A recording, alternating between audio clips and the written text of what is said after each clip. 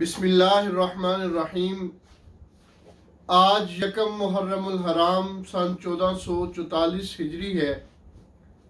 محرم الحرام عظیمتوں قربانیوں کی داستان لے کے آتا ہے اور سارے سال کے لیے یہ غم چھوڑ کے چلا جاتا ہے۔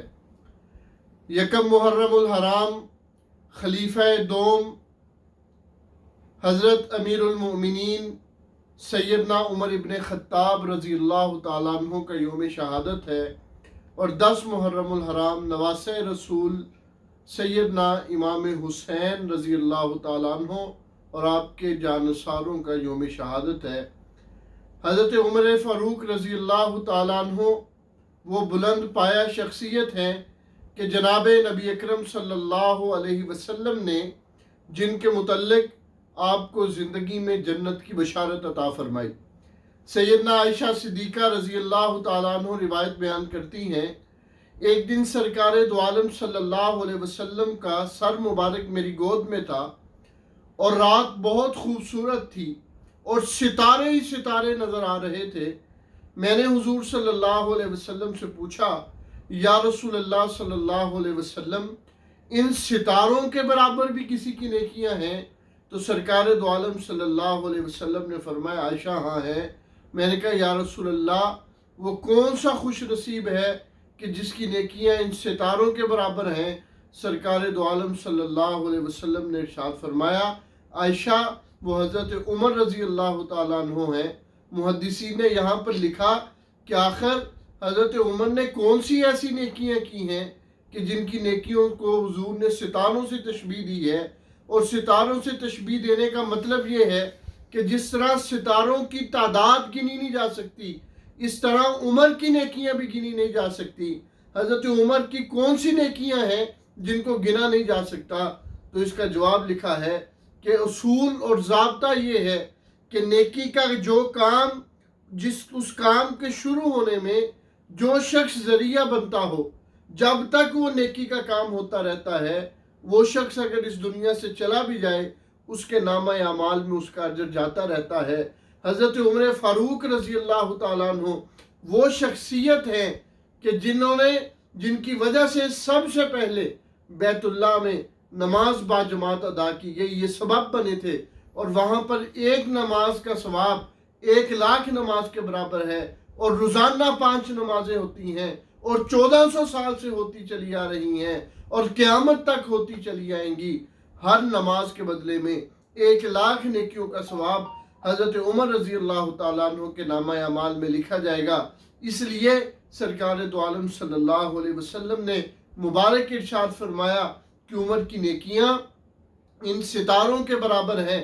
اور اسی طرح ایک اور واقعہ آتا ہے، حضرت عمر رضی اللہ تعالیٰ عنہ جب شام فتح ہوا، اپنے مسلمان ساتھیوں کے ساتھ ایک جگہ پر بیٹھے تھے، ایک نوجوان آیا، اس نے حضرت عمر رضی اللہ تعالیٰ عنہ سے آ کے عرض کیا کہ میں آپ کے لیے ایک رکہ لے کے آیا ہوں، میرے والد نے مجھے دیا تھا۔ اور اس نے وہ رکہ دکھایا، حضرت عمر نے دیکھا، پڑھا اور اس کو پھاڑ دیا، اور وہ نوجوان چلا گیا۔ دوسرے مسلمانوں نے پوچھا کہ امیر المومنین یہ کیا ماجرا ہے؟ تو حضرت عمر رضی اللہ تعالیٰ عنہ نے ارشاد فرمایا کہ زمانہ جاہلیت میں اونٹ چراتا تھا، اور ہم اونٹ چراتے چراتے دور دور نکل جاتے تھے۔ تو ایک دفعہ اونٹ چراتے چراتے میں شام آ گیا، اور وہاں پر مجھے ایک بدو ملا جو اپنی تورات اور انجیل کا جاننے والا تھا۔ اس نے مجھے دیکھا، اس نے مجھے کہا، تمہارا نام عمر ہے، تمہارے والد کا نام خطاب ہے۔ میں حیران ہوا، یہ کیسے بتا رہا ہے؟ پھر اس نے مجھ سے کہا کہ ان قریب ایک وقت آئے گا کہ جناب رحمت دو عالم صلی اللہ علیہ وسلم جو اللہ کے محبوب اور آخری نبی ہیں، ان کے ظہور کا وقت ہے۔ جب وہ آئے گا، وہ اسلام کی دعوت دیں گے، تم ان کا اسلام قبول کرو گے، پھر ان کے دوسرے خلیفہ بنو گے، اور جب تم ان کے دوسرے خلیفہ بن جاؤ گے، پھر ایک وقت آئے گا، یہ جو شام ہے یہ مسلمانوں کو تمہارے ہاتھوں سے ملے گا۔ اور میں تمہیں یہ کہتا ہوں کہ جب تمہیں یہ شام کا ملک ملے تو میرے بیٹے کے نام لکھ لینا۔ حضرت عمر رضی اللہ تعالیٰ عنہ فرماتے، میں نے اس سے جان چھڑانے کے لیے اپنا دستخط کر دیے، اس نے یہ خط اپنے بچے کو دے دیا۔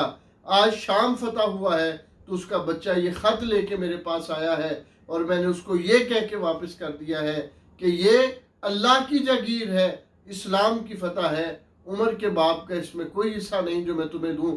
حضرت عمر رضی اللہ تعالیٰ عنہ وہ بلند پایہ شخصیت تھے کہ سرکار دو عالم صلی اللہ علیہ وسلم نے اسلام کی عزت اور شوکت کے لیے ان کو مانگا۔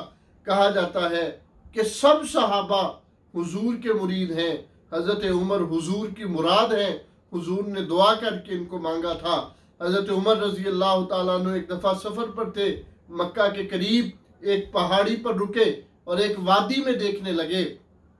صحابہ اکرام نے عرض کیا، امیر المومنین آپ کیا دیکھ رہے ہیں اور رو رہے ہیں؟ عرض کرنے لگے کہ زمانہ جاہلیت میں یہاں پر اونٹ چرانے کے لیے آتا تھا، مجھے اونٹ چرانے کا ڈھنگ نہیں آتا تھا، اس لیے میں خالی پیٹ لے جاتا تھا۔